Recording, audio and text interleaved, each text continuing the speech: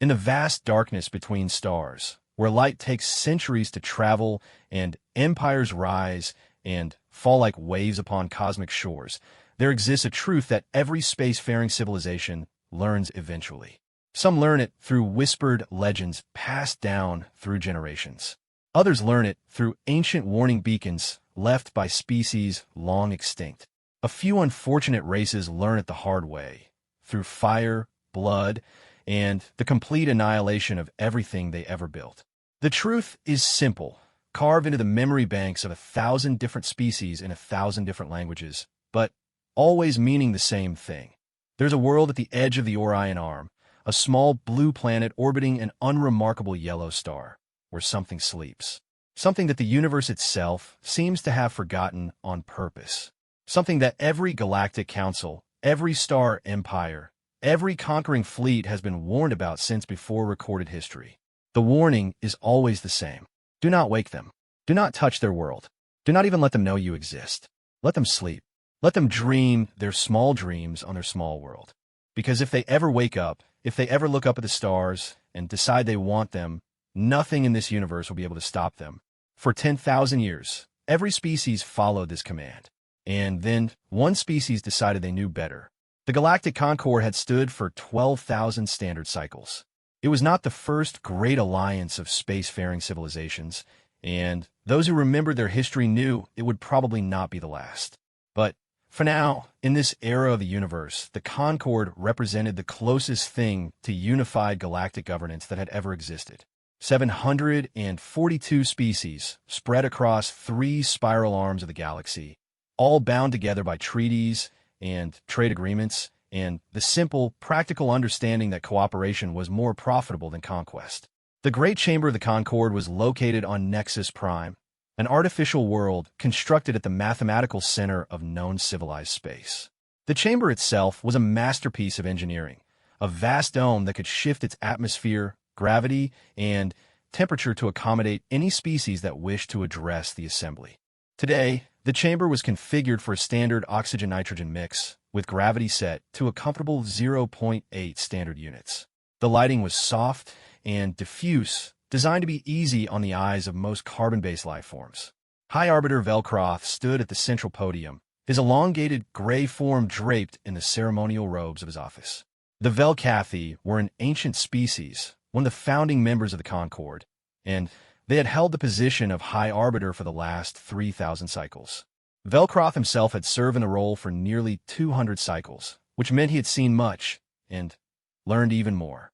He had presided over trade disputes and territorial conflicts.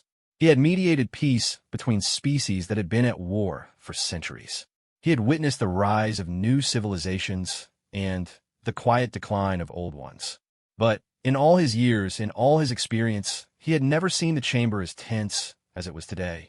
The representatives of nearly 300 species filled the tiered seating that rose up around the central floor. They came in every shape and size imaginable. There were the tall, insectoid Crixtal, their compound eyes glittering in the soft light. There were the aquatic Delphinians, floating in their personal water spheres, their tentacles curled in postures of concern. There were the silicon-based lithoids, their crystalline bodies humming with barely contained energy. And there were hundreds more, each species unique, each species anxious, each species waiting for someone to explain what was happening. Velcroth raised one long, thin arm, and the chamber fell silent. Distinguished representatives, he began, his voice carrying through the translation matrices that allowed every species to understand him in their own language. I have called this emergency session to address a matter of the highest urgency, a matter that threatens the very foundations of our galactic order. A murmur ran through the chamber. Emergency sessions were rare. Sessions called by the High Arbiter himself were even rarer. Whatever this was, it was serious. 3 cycles ago, Velcroth continued. Our long-range monitoring stations detected an anomaly in the Outer Rim territories. A fleet of ships belonging to the Zartaith Dominion had crossed into restricted space. The murmur grew louder. The Zartaith were known to everyone in the chamber. They were a relatively young species, having achieved faster-than-light travel only about 2,000 cycles ago. But in that time, they had expanded aggressively, conquering dozens of primitive worlds and subjugating their populations. They were tolerated by the Concord because they were useful. They provided cheap labor and raw materials, and they served as a buffer between civilized space and the lawless regions beyond. But they were not well-liked, and their aggressive tendencies made many species nervous. The Zartath fleet, Velcroth said, his voice dropping lower, entered the Sol exclusion zone. The murmur died instantly. For a long moment, there was absolute silence in the chamber. Then, slowly, the representatives began to react. Some gasped, some hissed, some made sounds that their translation matrices could not interpret. But all of them, without exception, showed signs of fear. The Sol exclusion zone, the forbidden region, the one place in the entire galaxy where no ship was permitted to travel, no probe was allowed to enter, no signal was supposed to be sent. It was marked on every star chart with the universal symbol for extreme danger. It was surrounded by warning beacons in every known language. It was the subject of the oldest and most strictly enforced law in galactic history, and the Zartath had just violated it. Ambassador Zarmoth rose from his seat. He was large even by Zartath standards, his scaled body covered in ceremonial armor that glittered with precious metals. His 4 eyes swept across the chamber, showing no sign of the fear that gripped the other representatives. "High Arbiter," he said, his voice deep and rumbling, "the Dominion does not recognize the authority of the Concord to restrict our movements. The Sol system contains resources that we require. We have every right to claim them." Velcroth stared at the ambassador for a long moment. In 200 cycles, he had learned to control his emotions, to maintain the calm demeanor that his position required. But right now, standing before this arrogant fool who had no idea what he had done, Velcroth felt something he had not felt in a very long time. He felt afraid. "Ambassador Zarmoth," he said slowly, "do you understand what you have done? Do you have any comprehension of the danger you have unleashed?" Zarmoth made a dismissive gesture with one clawed hand. "The Dominion does not fear primitive species. Our scouts have observed the inhabitants of the third planet. They are weak. They fight among themselves. They have not even achieved basic interstellar travel. They are no threat to us." "They were no threat," Velcroth corrected. "They were no threat because they did not know we existed. They were no threat because they were contained to their single world, lost in their own small concerns, unaware of the vast universe around them. They were sleeping, Ambassador, and you have woken them." The Delphinian representative, a being called Meridian, floated forward in her water sphere. Her tentacles rippled with agitation. "High Arbiter," she said, her voice bubbling through the translation matrix. "Perhaps you could explain to those of us who are younger exactly why this species is so dangerous. My people have only been part of the Concord for 500 cycles. We have heard the warnings, but we have never understood the reason behind them." Velcroth nodded slowly. It was a fair question. The truth was that most species in the Concord had only a vague understanding of why the Sol system was forbidden. They knew the rules, but they did not know the history. Perhaps it was time to remind them. "Meridian," he said, "how old do you believe the Concord to be?" The Delphinian considered the question. "The founding documents date back approximately 12,000 cycles. And how old do you believe galactic civilization to be? How long have species been traveling between the stars?" "The oldest records we have suggest perhaps 50,000 cycles, maybe more." Velcroth shook his head slowly. "The universe is 13 billion years old. Stars have been burning, planets have been forming, and life has been evolving for almost that entire time. Do you truly believe that in all those eons, only 50,000 cycles of civilization have existed?" The chamber was silent. Everyone was listening now. "The truth," Velcroth continued, "is that there have been civilizations in this galaxy for far longer than any of us can comprehend. Great empires that spanned the stars when our ancestors were still single-celled organisms floating in primordial oceans. Vast alliances that controlled millions of worlds when the planets we now call home were still cooling from their formation. And all of them, every single one, left behind the same warning." He paused, letting his words sink in. "Some of those warnings are written in languages that no living being can read. Some are encoded in mathematical sequences that take our best minds years to decipher. Some are not written at all, but engineered into the very fabric of space itself. Distortions in the cosmic background radiation that spell out a single, simple message in patterns that cannot be mistaken for natural phenomena. Velcroft turned to face Ambassador Zarmoth directly. Do you know what that message says, Ambassador?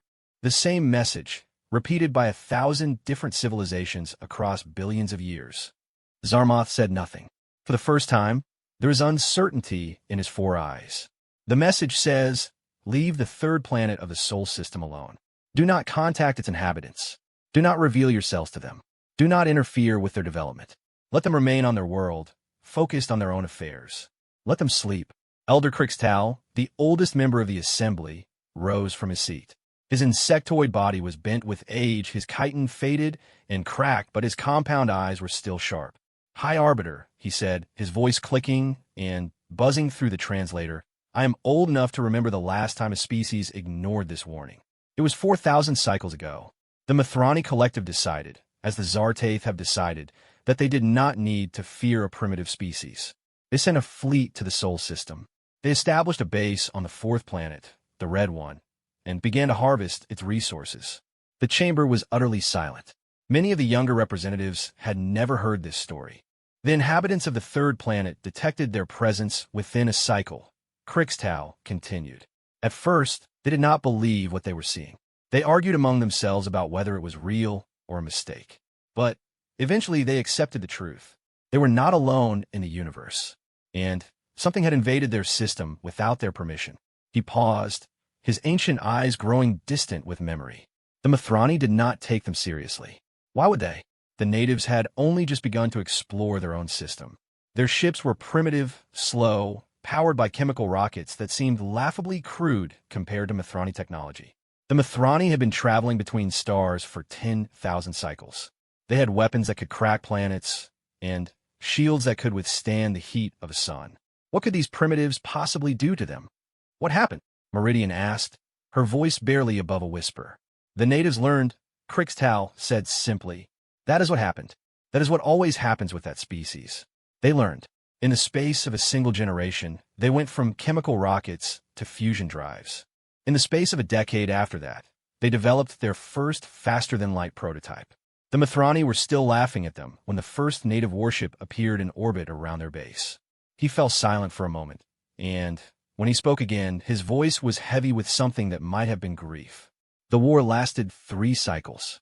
At the end of it, the Mithrani Collective no longer existed.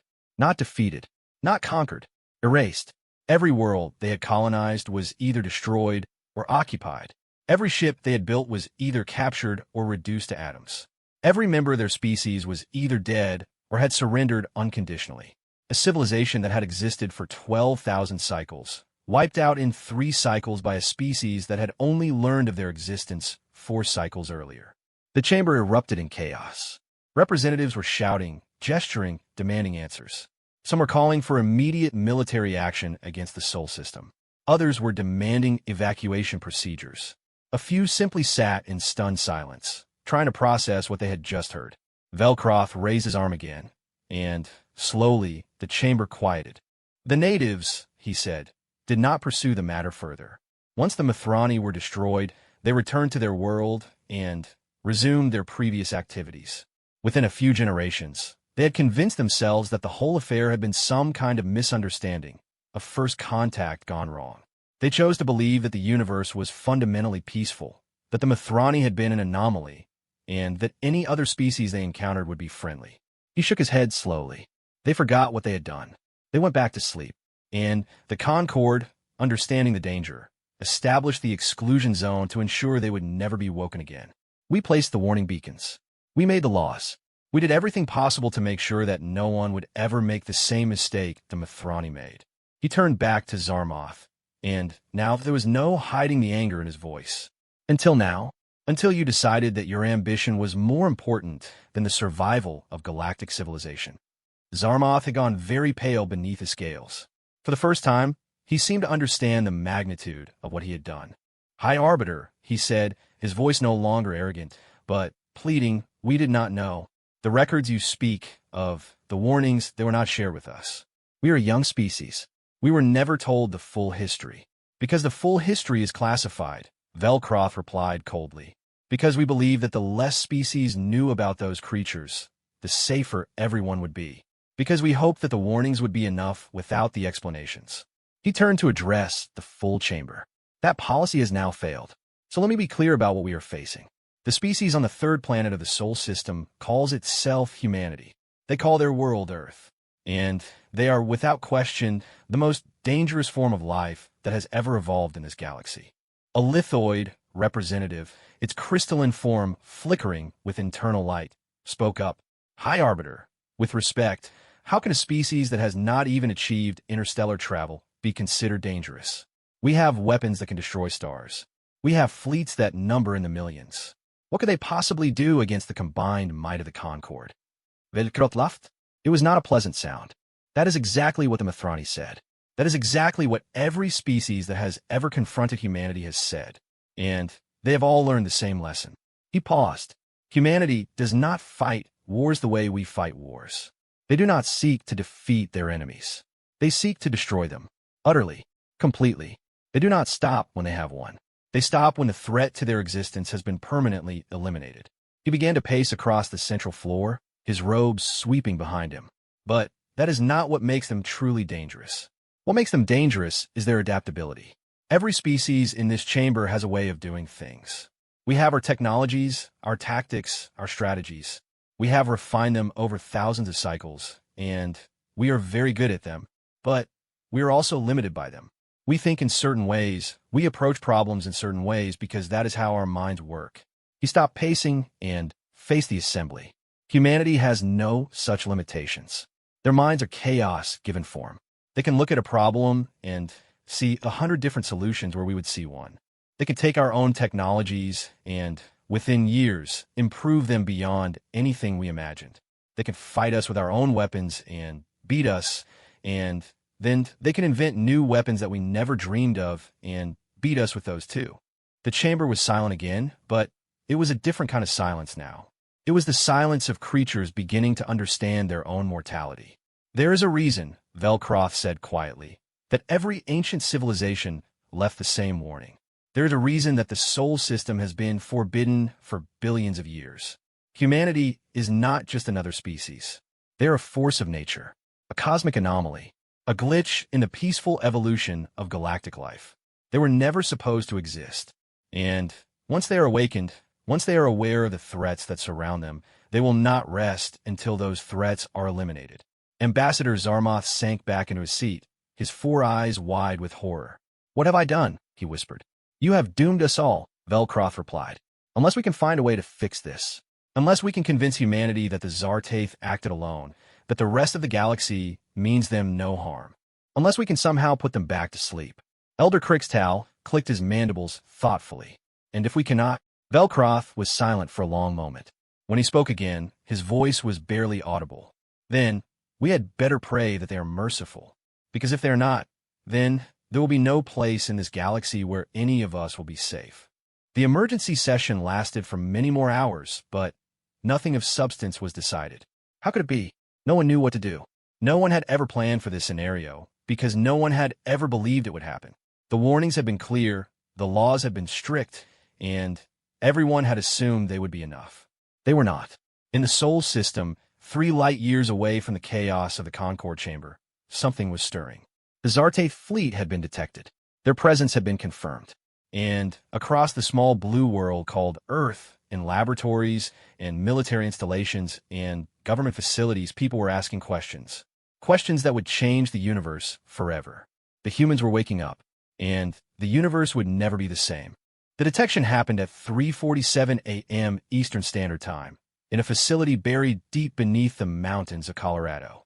The Deep Space Monitoring Array, a network of radio telescopes and gravitational wave detectors spread across 3 continents, had been designed to search for signs of extraterrestrial intelligence. For 40 years, it had found nothing but cosmic noise and the occasional false positive. The scientists who worked there had long since given up hope of ever finding anything significant. They went through the motions, analyzed the data, published their papers, and quietly assumed that humanity was alone in the universe. Dr. Sarah Chun had been working the night shift when the alert came through. She was 43 years old, a veteran of 2 decades of listening to the silence between the stars, and she had stopped believing in aliens sometime around her 35th birthday. The universe was vast and empty, she had concluded. Life was rare, intelligence was rarer, and the distances between stars were simply too great for any meaningful contact to ever occur. The alert changed everything. She stared at the screen, her coffee growing cold in her hands, as line after line of data scrolled past. The signal was coming from the outer edge of the solar system, somewhere beyond the orbit of Neptune. It was not natural. It could not be natural. The pattern was too regular, too structured, too obviously artificial for any natural phenomenon to explain. Someone was out there. Sarah picked up her phone and dialed the emergency contact number she had memorized years ago, but never expected to use. "This is Dr. Chun at Colorado Array," she said, her voice surprisingly steady. "I need to speak to someone in authority. We have a confirmed extraterrestrial contact." The next few hours were chaos. Calls were made, alerts were sent, protocols were activated. By dawn, the President of the United States had been briefed, along with the leaders of every major nation on Earth. The United Nations Security Council held an emergency session. Military forces around the world were placed on high alert, though no one was quite sure what they were supposed to be alert for. And in laboratories and observatories across the planet, scientists scrambled to learn everything they could about their visitors. General Marcus Webb stood in the Situation Room of the Pentagon, surrounded by screens displaying data from every sensor humanity possessed.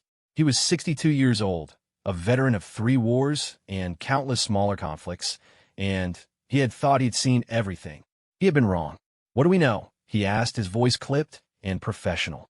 Dr. Robert Kim, the head of a newly formed extraterrestrial analysis division, stepped forward.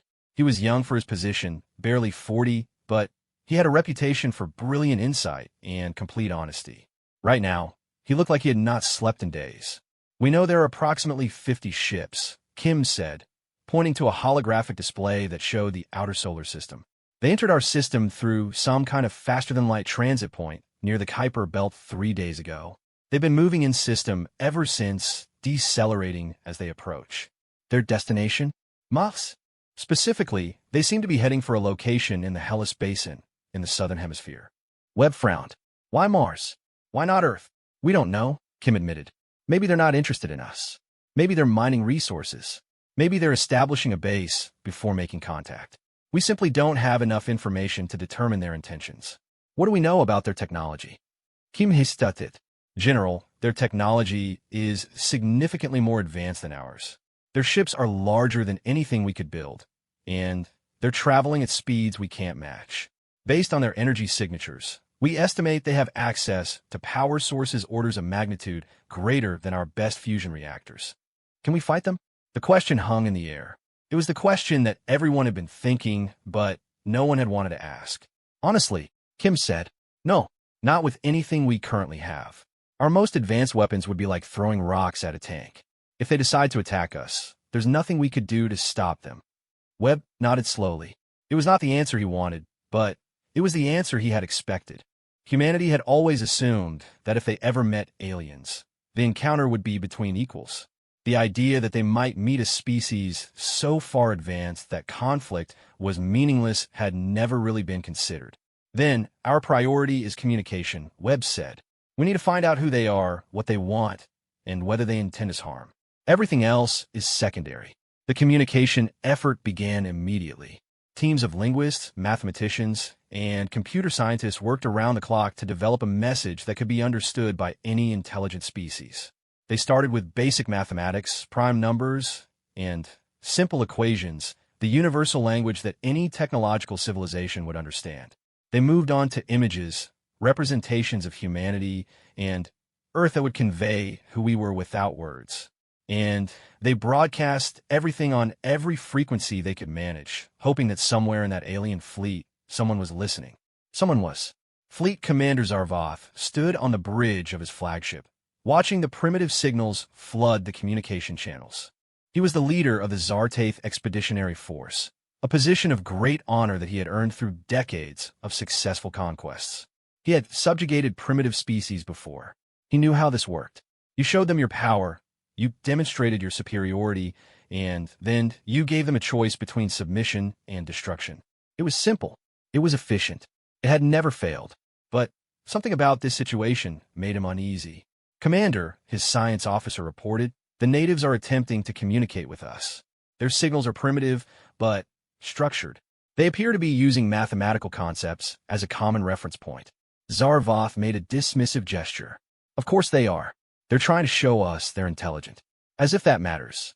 Commander, with respect, there's something unusual about these transmissions. The sophistication of their mathematics is unexpected. They seem to have a working understanding of quantum mechanics and relativistic physics. For a species that has not achieved interstellar travel, this is highly advanced. Zarvoth turned to face his officer. What are you suggesting? I'm suggesting that we may have underestimated them. Ambassador Zarmoth assured us that this would be a simple resource extraction mission. But these natives, these humans, they're not as primitive as we were led to believe. The commander considered this for a moment. He had heard the old stories, of course. Every species in the galaxy had heard them. The warnings about the Sol system, the legends of the sleeping giants, the tales of species that had been destroyed for disturbing this world. But he had dismissed them as superstition, as myths invented by ancient civilizations to explain natural disasters or territorial boundaries. Now, watching those intelligent signals streaming from the third planet, he was not so sure. Maintain our course, he said finally. We will establish our base on Mars as planned, but increase our defensive posture. I want every weapon system online and ready, and send a message to the Dominion. Tell them that the situation here may be more complex than anticipated. The message was sent. It would take several days to reach the nearest Zartaith relay station, and several more days for any response to return. In the meantime, Zarvoth and his fleet would be on their own. He did not know it yet, but that message would never arrive. And even if it had, it would not have mattered. Events were already in motion that no message could stop. On Earth, the debate raged about how to respond to the alien presence. Some argued for peace, for trying to establish diplomatic relations with whatever species had entered their system. Others called for war, for striking first before the aliens could attack. Most fell somewhere in between, uncertain and afraid, hoping that someone else would make the decision for them. In the end, the decision was made by a committee of world leaders, meeting in secret at an undisclosed location. They agreed on a two-track approach. One track would focus on communication, on trying to establish peaceful contact with the aliens. The other track would focus on defense, on accelerating every military program and scientific initiative that might give humanity a fighting chance if things went wrong. It was not a perfect plan. It was barely even a plan at all. But it was something, and in those first terrifying days, something was better than nothing. Dr. Chen was part of the communication team. She had been chosen because of her experience, her expertise, and her ability to remain calm under pressure. She did not feel calm. She felt terrified, but she kept that terror locked away, hidden behind a professional facade that fooled everyone except herself. The first actual communication with the aliens came 6 days after the initial detection. Chun was in the main communication center, monitoring the incoming signals when she noticed something unusual. Dr. Kim, she called out, her voice sharp. I'm getting something here. It's different from the background noise. I think they're responding to our transmissions. Kim rushed over to her station. Together, they watched as a pattern emerged from the chaos of radio signals. It was structured, organized, clearly artificial, and it was directed specifically at them. They're using our mathematical framework, Kim said, his voice filled with wonder. They're building on the concepts we sent them, creating a common language. This is incredible. It took another week to develop a basic vocabulary, a set of symbols, and concepts that both species could understand. The aliens, Chun learned, called themselves the Zartaith. They came from a distant star system, part of a larger political entity called the Dominion. They claimed to be here for peaceful purposes, to establish a mining operation on Mars that would not affect Earth in any way. Chun did not believe them. There was something in their transmissions, something in the way they phrased things that made her suspicious. They were too careful, too precise. They spoke about humanity the way a predator might speak about prey, with a kind of hungry interest that sent chills down her spine. She shared her concerns with her superiors. They listened politely and then told her to continue her work. Diplomacy was the priority now. They could not afford to antagonize a species that was so clearly more powerful than them. Chin disagreed, but she followed orders. She was a scientist, not a soldier. It was not her place to make strategic decisions. But She also began to keep a private log of her observations, a record of every suspicious statement, every veiled threat, every moment that convinced her the Zartath were not what they claimed to be. She did not know what she would do with this information. She only knew that it might be important someday. The Zartath fleet reached Mars on the 42nd day after their arrival in the Sol system. They established their base in the Hellas Basin, just as their projections had predicted, and began extracting resources from the Martian soil. To the casual observer, it looked exactly like what they had claimed, a simple mining operation, no threat to Earth at all. But General Webb was not a casual observer. He had spent his entire career studying threats, and he knew when something was wrong. The Zartath were building more than a mining base. They were building fortifications, defensive positions, things that a peaceful mining operation would never need. They're preparing for war, he told the president in a classified briefing. I don't know who they're expecting to fight, but they're definitely preparing. The president, a woman named Catherine Torres, was 60 years old and had been in politics for 3 decades. She had seen wars and recessions and scandals that would have destroyed lesser leaders. But she had never faced anything like this. Are you certain? She asked. Absolutely certain? No, Webb admitted. I can't be certain of anything. But every instinct I have tells me these aliens are not friendly. And every analysis my team has done suggests the same thing. They're not here to mine resources, Madam President. They're here to conquer us. Torres was silent for a long moment. When she spoke again, her voice was heavy with the weight of the decision she was about to make. What do you recommend? We need to accelerate our military preparations. We need to develop new weapons, new defenses, new strategies. We need to be ready for war, even if we pray that war never comes. How long do we have? I don't know. Months, maybe. A year at most.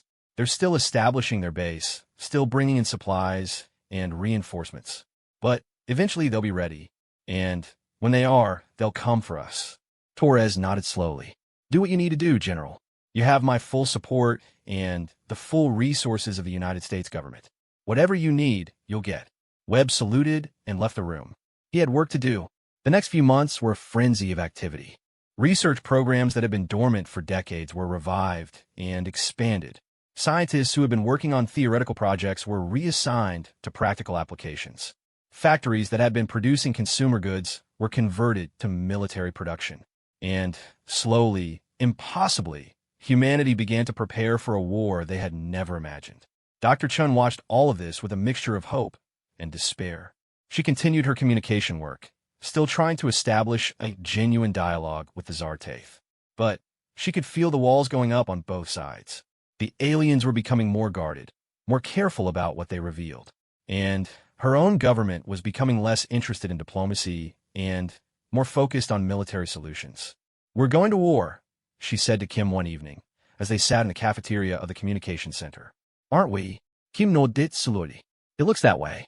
I hope we could avoid it, but the Zartath are not interested in coexisting with us. They see us as inferior, as obstacles to be removed. You can see it in their communications, if you know what to look for. I've seen it, Chin said. I've been documenting it. But no one seems to care. They care, Kim replied. They just don't have any other options. We can't run from them. We can't hide from them. The only choice is to fight. But we can't win. You said so yourself. Their technology is too advanced. Kim smiled, a strange, sad expression. Dr. Chun, have you ever studied human history? Have you ever looked at all the times we faced enemies we couldn't possibly defeat and defeated them anyway? That's different. Those were human enemies. We understood them. We knew their weaknesses. Maybe, or maybe it's always been this way. Maybe humanity has always been the underdog, always been the species that shouldn't survive but does anyway. He paused. I don't know if we can win this war, but I know we're not going to go down without a fight. And sometimes that's enough. Shin wanted to believe him. She wanted to believe that there was hope, that humanity would find a way to survive.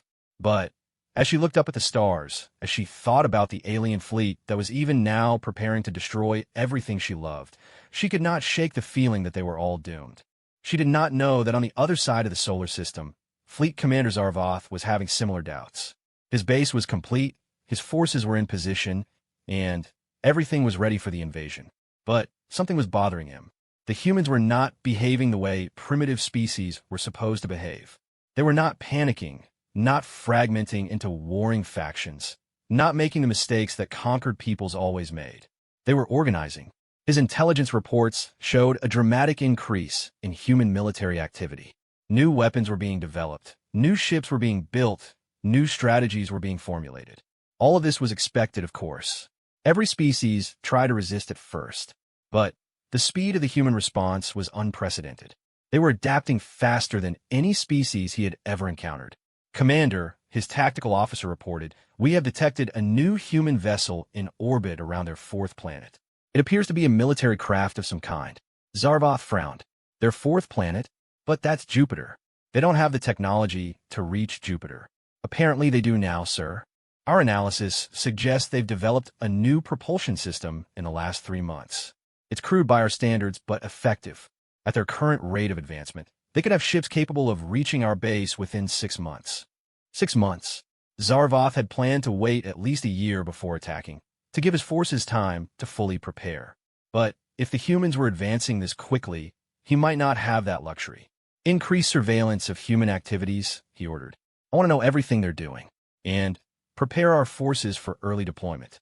We may need to attack sooner than planned." The order was given. The wheels were set in motion. And on both sides of the solar system, two species prepared for a war that would decide the fate of the universe. Neither side knew what was coming. Neither side understood how bad things were about to get. But both sides felt it in their bones, in their souls, in whatever it was that made intelligent beings intelligent. Something was changing. Something fundamental. The universe was holding its breath, waiting to see what would happen when the sleeping giants finally woke up. And the answer, when it came, would be written in fire and blood across the stars. The news of the Zartaith request for negotiations spread across Earth like wildfire. In bunkers, in basements, in refugee camps, and resistance hideouts, people who had been fighting for their lives suddenly found themselves faced with the possibility they had almost forgotten existed: peace. The war was not over, not yet, but for the first time since it began, there was hope that it might end without the complete destruction of one side or the other. Dr. Sarah Chun was called to the negotiation site, a neutral location in what had once been Switzerland, chosen for its symbolic significance as a place where nations had historically come together to resolve their differences. She had been selected as part of the human delegation because of her expertise in alien communication, her experience with the Zartaith language, and her unique understanding of their psychology. She arrived to find a city in ruins. The Zartaith had not specifically targeted Switzerland during their invasion, but the chaos and collapse of global infrastructure had left no part of the world untouched. Buildings that had stood for centuries were now empty shells. Streets that had once been filled with tourists and diplomats were now patrolled by armed guards. The famous neutrality of Switzerland meant nothing in a war against an enemy from the stars. The negotiations were held in what remained of the Palace of Nations, once the headquarters of various international organizations, now a battered symbol of humanity's attempt to govern itself. The human delegation arrived first, led by President Torres and flanked by military and diplomatic advisors. Dr. Chun took her place near the end of the table, her tablet filled with notes on Zartaith communication patterns and psychological profiles. The Zartaith delegation arrived an hour later. Commander Zarvoth himself led them, his massive scaled form towering over the human guards who escorted him into the chamber. He was accompanied by his science officer, whose name Chun had learned was Velitha, and several military aides whose expressions ranged from hostile to merely suspicious. The two groups faced each other across a long table. For a long moment, no one spoke. The weight of everything that happened, the battles and the deaths, and the endless cycle of violence hung in the air between them. President Torres broke the silence. "Commander Zarvoth, I understand you wish to negotiate an end to this conflict." Zarvoth nodded slowly. "Edo, this war has been costly for both our peoples. I believe we may be able to reach an agreement that serves both our interests." "What kind of agreement did you have in mind?" Zarvoth gestured to his science officer, who stepped forward with a holographic display. "We propose a division of your solar system. Humanity would retain control of Earth and the inner planets. The Dominion would establish permanent bases on Mars and the outer moons with exclusive rights to their resources. Both parties would agree to a non-aggression pact and establish formal diplomatic relations." The human delegation exchanged glances. It was not an unreasonable proposal on the surface. The Zartath would get what they had ostensibly come for, resources from the outer solar system, while humanity would be left alone on their home world. But there were problems with it, problems that Chun had identified before the negotiations even began. "You're asking us to accept permanent alien presence in our solar system," General Webb said. "Bases that could be used to launch attacks against us at any time. Fleets that could threaten Earth whenever you decide the agreement is no longer convenient. We would provide guarantees of non-aggression," Zarvoth replied. "Treaty obligations enforced by the Galactic Concord. The same Galactic Concord that did nothing while you invaded our world? Forgive me if I don't find that particularly reassuring." The negotiations continued for hours, then days, then weeks. Every point was argued. Every clause was debated. Every word was scrutinized for hidden meanings and potential loopholes. Chin spent most of her time analyzing Zartath communications, looking for signs of deception or hidden agendas. She found plenty of both. The Zartath were not negotiating in good faith. That much was clear from their body language, their word choices, the subtle patterns in their communication that revealed their true intentions. They wanted a pause in the fighting, a chance to regroup and resupply, not a permanent peace. They were buying time. Chin shared her findings with President Torres in a private briefing. They're planning to resume the war once they've recovered from their losses. This treaty is just a delaying tactic. Torres nodded grimly. "I suspected as much. The question is, what do we do about it? We could refuse to negotiate. Continue the war until one side is destroyed. That would cost millions more lives. Human lives. Yes, but it might be the only way to ensure our survival in the long run. If we sign this treaty and they break it later, we'll be in an even worse position than we are now." Torres was silent for a long moment. She had aged visibly since the war began, the stress and responsibility weighing on her like a physical burden. She had already made decisions that had cost thousands of lives.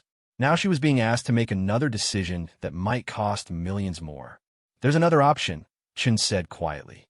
"One that might give us the time we need without committing us to a treaty we know they'll break." "Tell me." Chin outlined her plan.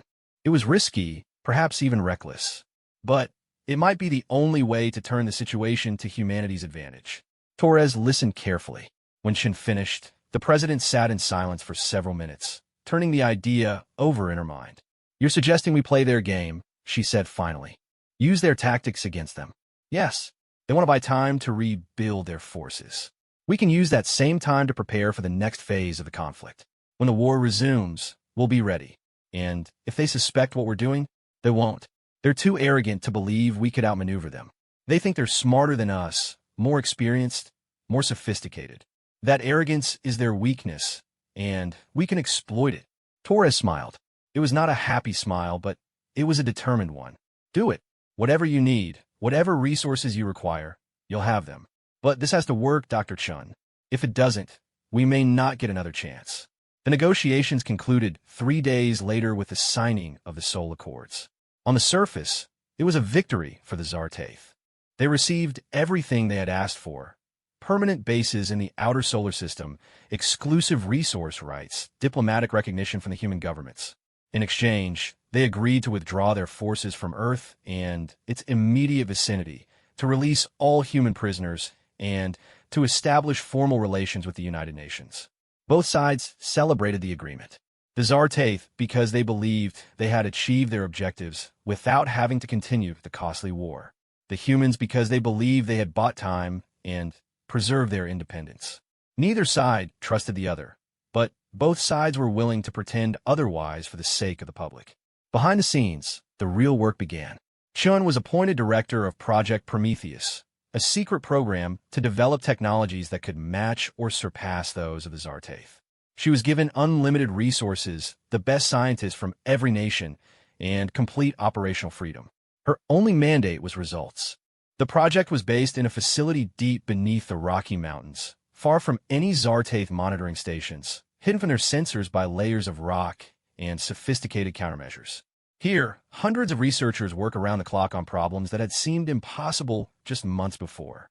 The first breakthrough came from studying captured Zartath technology. A damaged shuttle that had crashed during the war had been recovered and brought to the facility. Its propulsion system was far more advanced than anything humanity had ever built, but the underlying principles were recognizable. It used controlled matter-antimatter annihilation to generate thrust, a technology that human scientists had theorized about for decades, but had never been able to implement. Within 6 months, Chen's team had reverse-engineered the Zartath drive and begun building their own version. It was crude by alien standards, inefficient and temperamental, but it worked. For the first time in history, humanity had a ship that could travel faster than light. The second breakthrough came from an unexpected source. Dr. Kim, who had been working on communication and intelligence analysis, discovered something strange in the Zartath data archives. References to other species, other civilizations, other wars. The Zartath were not the only advanced species in the galaxy. They were not even the most powerful. They were members of a larger community, a galactic civilization that spanned millions of worlds. And that civilization was afraid of humanity. Kim brought his findings to Chun in her office late one night. "Sarah, you need to see this. I've been translating intercepted Zartath communications, and there's something they're not telling us. Something important." Chun looked at the data he had brought.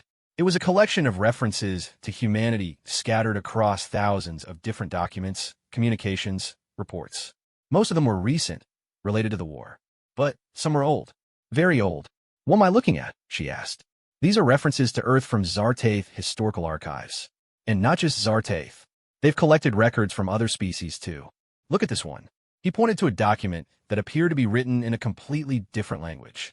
This is from a species called the Velcathi. It's over 10,000 years old, and it's a warning about us. Shin read the translation Kim had prepared. Her eyes widened as she absorbed the implications.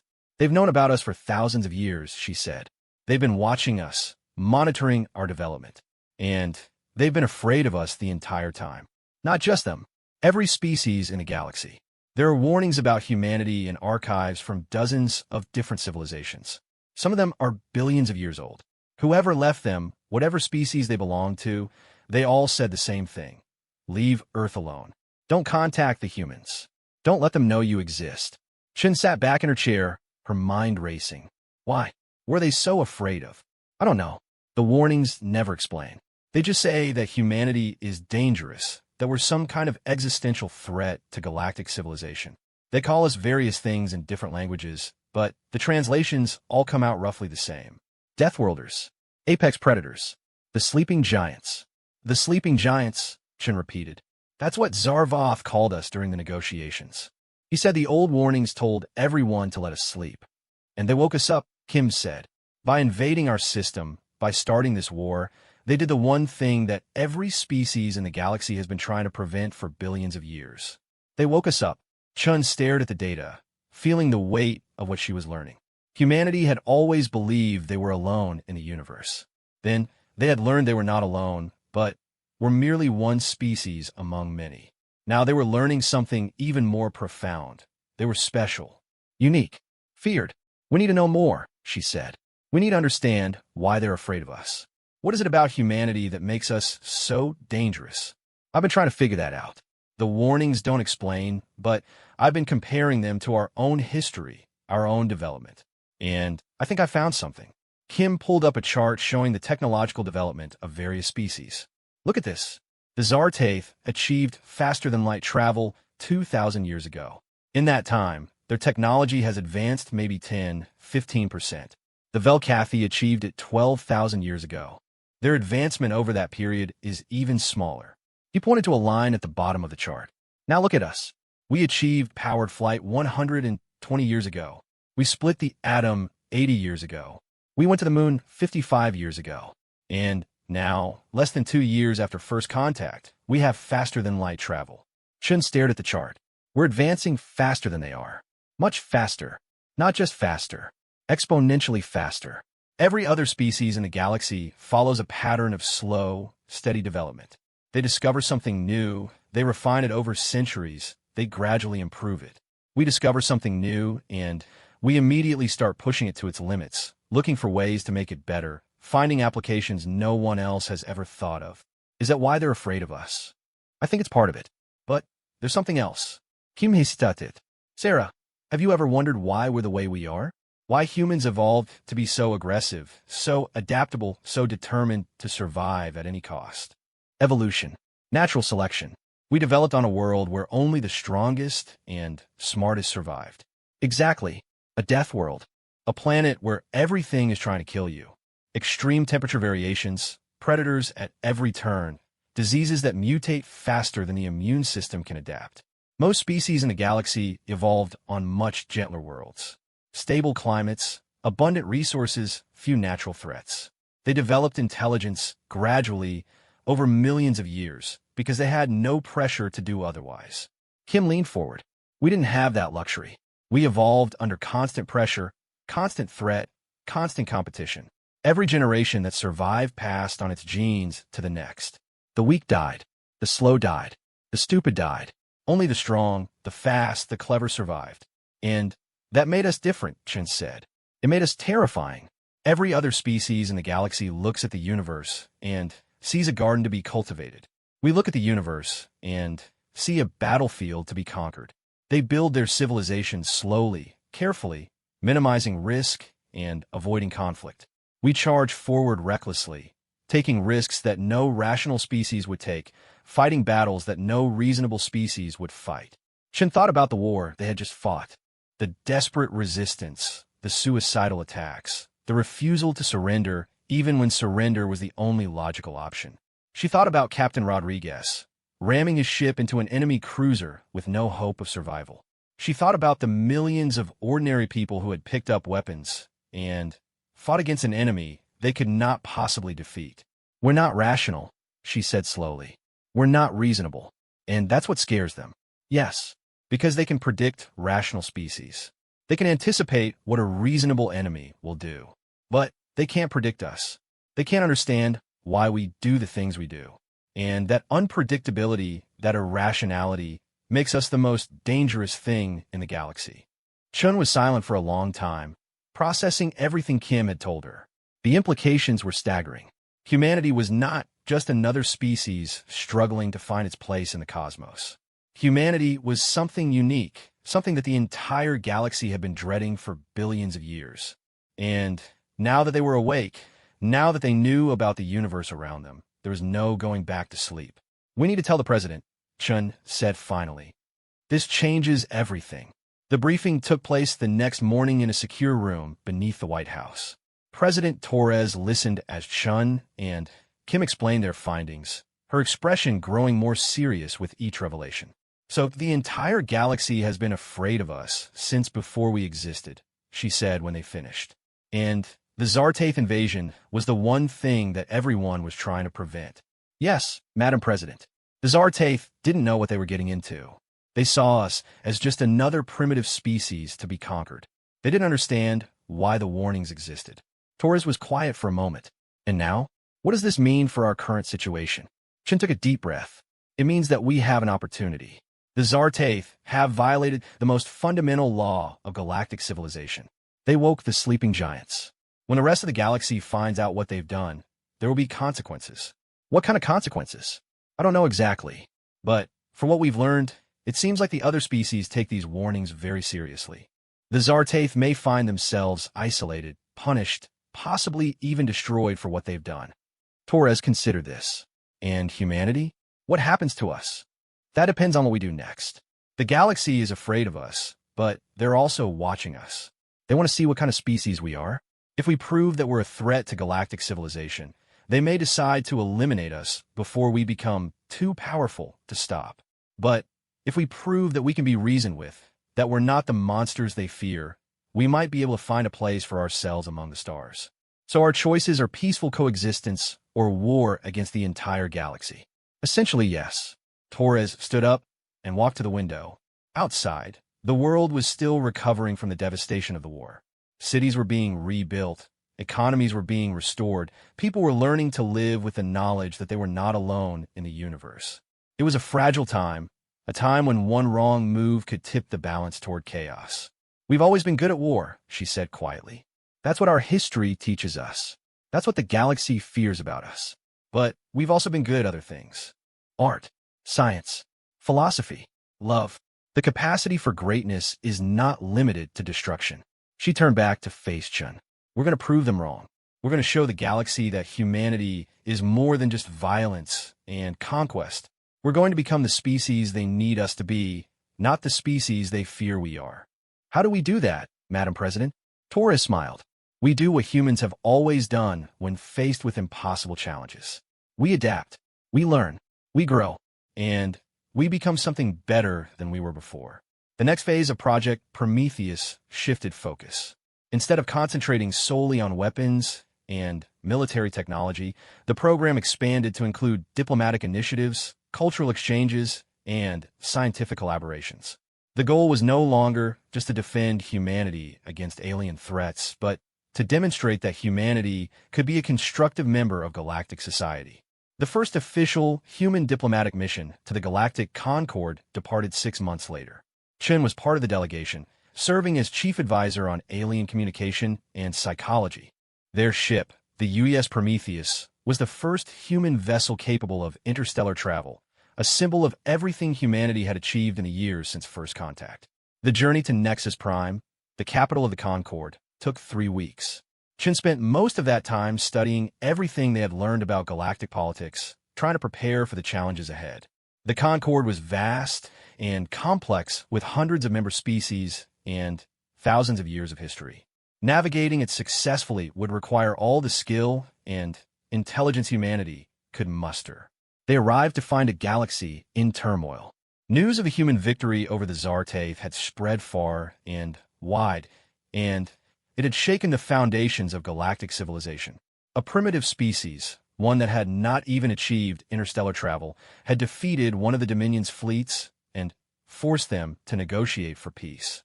It was unprecedented. It was impossible. And it confirmed everything the ancient warnings had said. The sleeping giants were awake, and the universe would never be the same.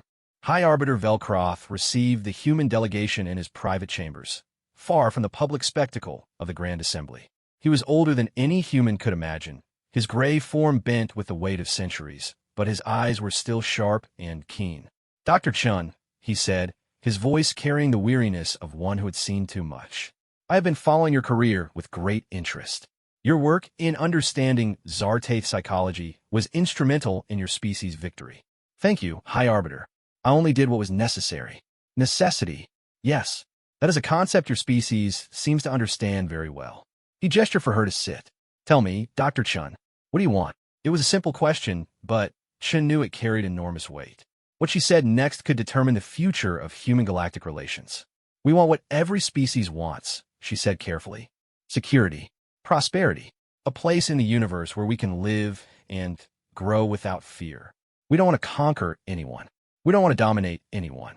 We just want to be left alone to develop in peace. Velcroth studied her for a long moment. And if we cannot give you that, if the galaxy decides that humanity is too dangerous to be allowed to survive. Chen met his gaze steadily. Then we will fight, not because we want to, but because we have no choice.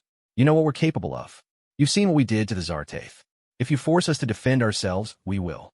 And we will not stop until the threat is eliminated. The High Arbiter was silent. Chun could see the conflict in his ancient eyes, the struggle between fear and reason, between instinct and wisdom. The warning said you would destroy us, he said finally. They said that if you ever woke up, you would sweep across the galaxy like a plague, consuming everything in your path. The warnings were wrong. Were they? The Zartath are already devastated by their war with you. Their military is shattered, their economy is in ruins, their reputation is destroyed. And that was just the beginning. If you decide to continue, if you decide to take revenge for what they did to you, nothing in this galaxy will be able to stop you. Chen shook her head. We're not interested in revenge. The war is over. We won. That's enough. Enough for now. But what about the future? What about your children, your grandchildren, the generations that will come after you? Will they be content to stay on your one small world, knowing that an entire galaxy is out there waiting to be explored, waiting to be conquered? Chen considered the question carefully before answering. High Arbiter, you've been studying humanity for a long time. You know our history, our nature, our potential. But there's something you don't understand about us. And what is that? We're capable of change. Yes, we're aggressive. Yes, we're competitive. Yes, we have a dark side that can be terrifying. But we're also capable of growth, of compassion, of wisdom. We've evolved beyond our primitive instincts before.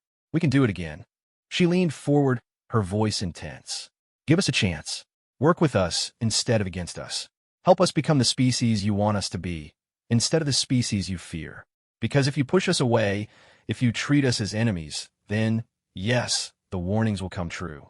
We will become exactly what you're afraid of. But if you accept us, if you guide us, if you show us that there's a better way, then maybe we can prove those warnings wrong. Velcroft was quiet for a very long time. When he finally spoke, his voice was heavy with the weight of millennia. You ask much, Dr. Chun. You ask us to ignore the wisdom of our ancestors, to disregard warnings that have protected this galaxy for billions of years. You ask us to trust a species that has already demonstrated its capacity for destruction. I know, and I know it's a risk, but the alternative is worse. If you try to destroy us, you'll fail. You'll throw the galaxy into a war that will devastate everyone. And in the end, you might succeed in killing us all, but you'll destroy yourselves in the process. She stood up, facing the High Arbiter with all the dignity she could muster. We're not asking for conquest. We're not asking for domination. We're asking for a chance. One chance to prove that the universe was wrong about us. That's all. Velcroft studied her for a long moment. Then slowly he nodded. Very well, Dr. Chun. You will have your chance. But know this, the galaxy will be watching. Every action you take, every decision you make will be judged. And if you fail, if you prove the warnings right, there will be no second chances. Chin inclined her head respectfully. We understand, High Arbiter, and we won't let you down. She left the chamber, feeling the weight of an entire species on her shoulders. The negotiations were far from over. There would be countless more meetings, more arguments, more challenges to overcome. But for the first time since the war began, she felt something she had almost forgotten. Hope. The sleeping giants were awake, and they were ready to take their place among the stars. 20 years had passed since the first contact. 20 years since the Zartath had invaded the Sol system and awakened the sleeping giants. 20 years since humanity had learned that it was not alone in the universe, and that the universe was terrified of them. In those 20 years, everything had changed. Dr. Sarah Chun stood on the observation deck of the Unified Earth Embassy, a massive station orbiting at the edge of the Sol system. Through the transparent walls, she could see the endless expanse of space, dotted with the lights of ships from 100 different species. Human ships, Velcathi ships, Delphinian ships, even a few Zartath vessels, all moving through the carefully managed traffic lanes that connected Earth to the rest of the galaxy. She was 73 years old now, her hair completely white, her face lined with the marks of a life lived at the center of historic events.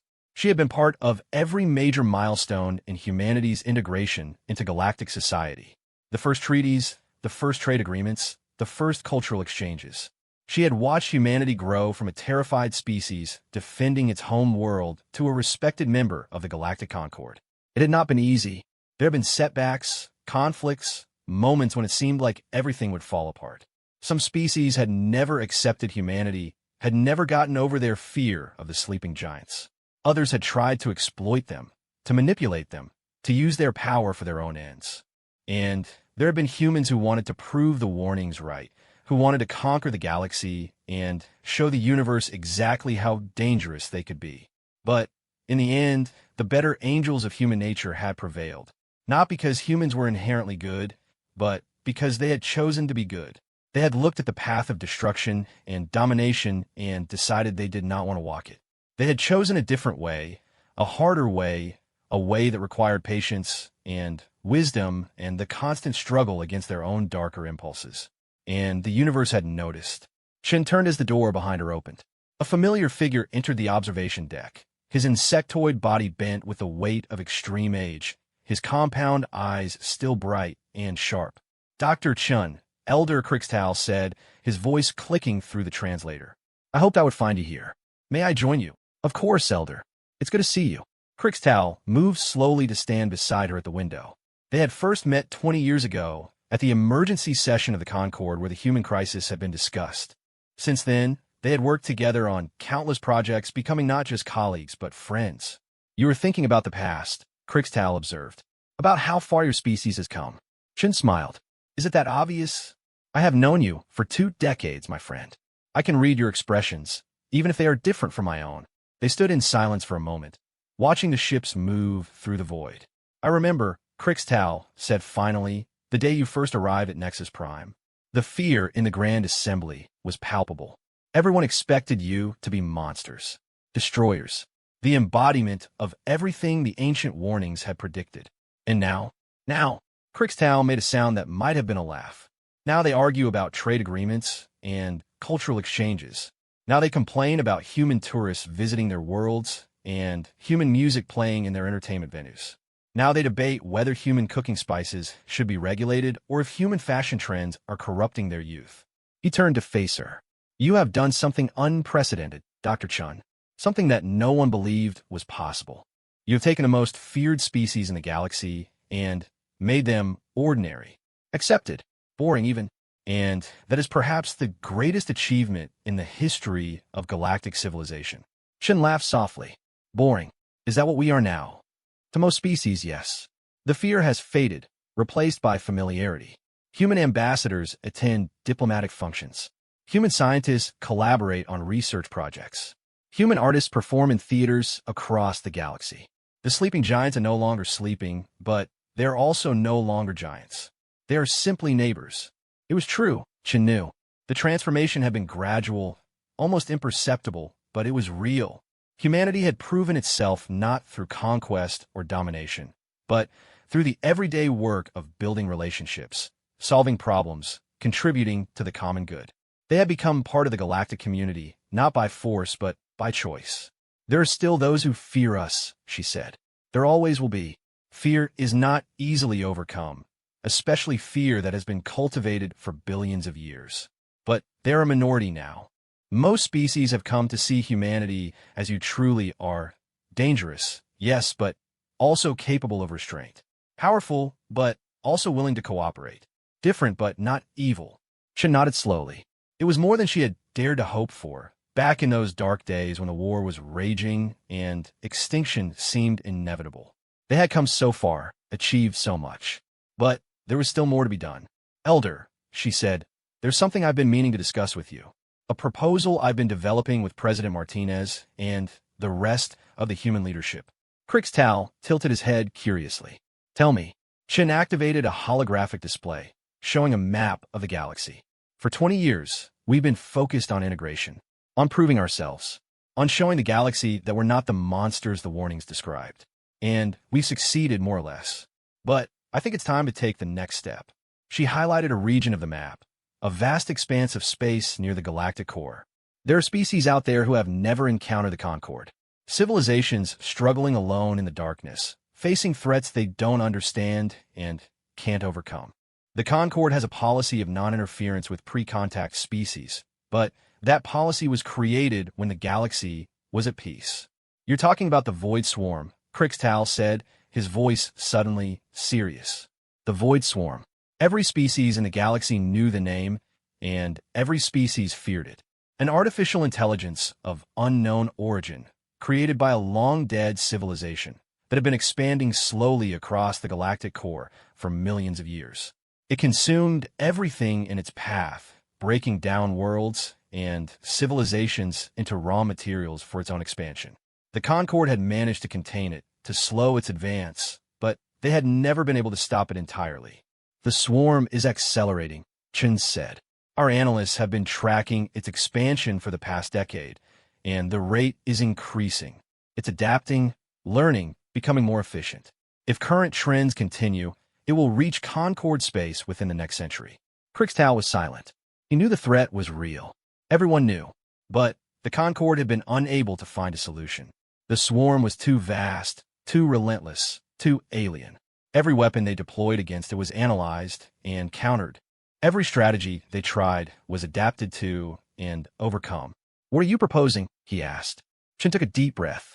This was the moment she had been building toward for years. The culmination of everything humanity had achieved since first contact. I'm proposing that humanity lead the effort to destroy the swarm. Not because we want glory or power, but because we might be the only species capable of doing it. She brought up another display, showing decades of research into the swarm's behavior and weaknesses. The swarm adapts to every threat it encounters. It analyzes attack patterns, develops countermeasures, and becomes stronger. Every species that has fought it has been defeated because the swarm learns faster than they can innovate. Her eyes met Krickstow's. But what if there was a species that innovated faster than it could learn? What if there was a species that could change tactics, develop new technologies, and find creative solutions faster than the swarm could adapt? You're speaking of humanity, Krickstow said. Yes, the thing that made us terrifying, the thing that made the galaxy fear us for billions of years, might be exactly what's needed to save it. Our unpredictability, our adaptability, our refusal to give up, even when the odds are impossible. Those qualities that made us dangerous could also make us heroes. Krickstow considered her words for a long time. You understand what you're proposing.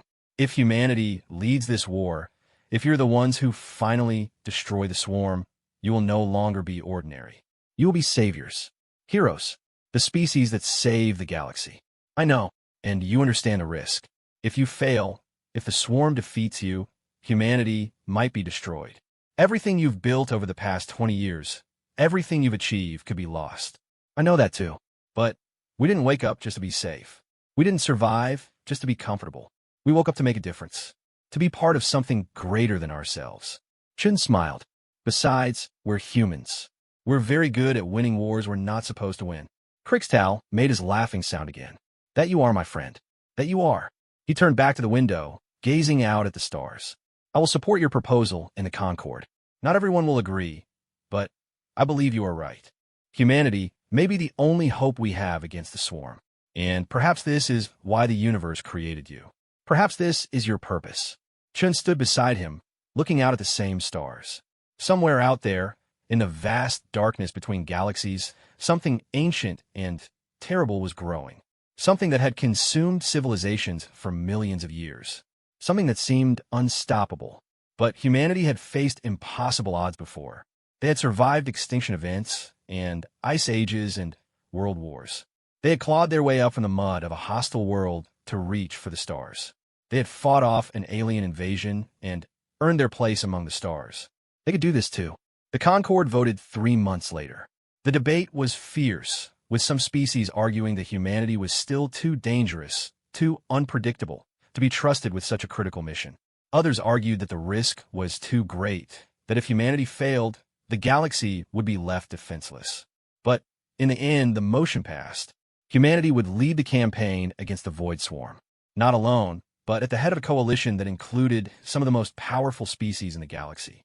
It was the greatest responsibility ever given to a single species. The fate of countless worlds, countless civilizations, rested on human shoulders. Admiral James Rodriguez stood on the bridge of his flagship, the UES Redemption, watching as the combined fleet prepared to enter swarm space. He was the great-grandson of Captain David Rodriguez, the first human to die fighting the Zartath. The family legacy of sacrifice and courage ran deep in his blood. Admiral, his tactical officer, reported, "All ships report ready. The fleet is prepared to jump on your command." Rodriguez nodded. Behind him, stretching across millions of kilometers of space, was the largest fleet ever assembled in galactic history. Human warships, Velcathi cruisers, Delphinian carriers, lithoid dreadnoughts. Species that had once viewed humanity with fear and suspicion, now fighting alongside them against a common enemy. "Open a channel to all ships," he said. The communication officer activated the fleet-wide broadcast. Rodriguez cleared his throat and began to speak. "This is Admiral Rodriguez to all ships. In a few moments, we will enter swarm space. We will be facing an enemy that has destroyed thousands of civilizations, an enemy that has been consuming the galaxy for millions of years, an enemy that has never been defeated." He paused, letting his words sink in. "I won't lie to you. This will be the hardest fight any of us has ever faced. Many of us will not come back. But we will go anyway, because that is what it means to be part of something greater than ourselves. We fight not for glory, not for conquest, but for the survival of everything we hold dear." His voice grew stronger, filled with the confidence that had been earned through generations of human struggle. 20 years ago, my species was considered the greatest threat the galaxy had ever known. We were the sleeping giants, the Death Worlders, the monsters that the universe feared.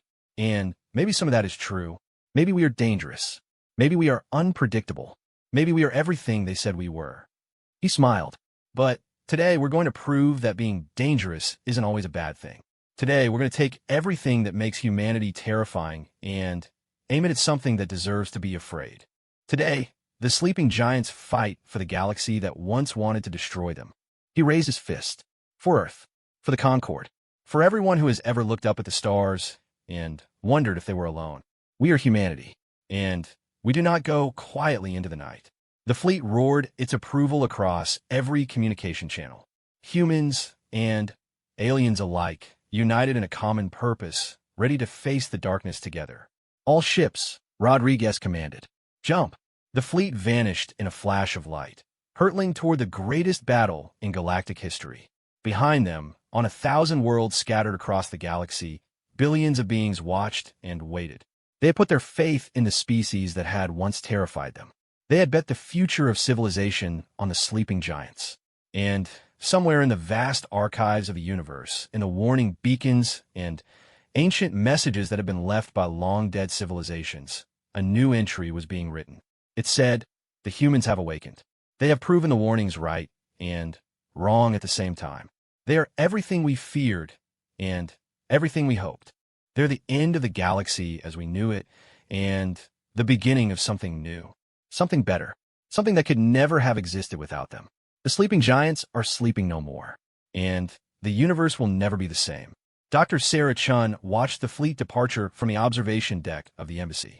She was too old to fight, too valuable to risk, but she felt the pull of it nonetheless. The desire to be out there on the front lines, making a difference. She had done her part. She had helped bring humanity from isolation to integration, from fear to acceptance, from sleeping giants to galactic protectors. The next generation would carry the torch now. Her communicator chimed. A message from President Martinez, asking for her input on post-war reconstruction plans. Always planning ahead, always thinking about the future. That was the human way. She smiled and turned away from the window. There was still work to be done, still challenges to face, still a galaxy to save.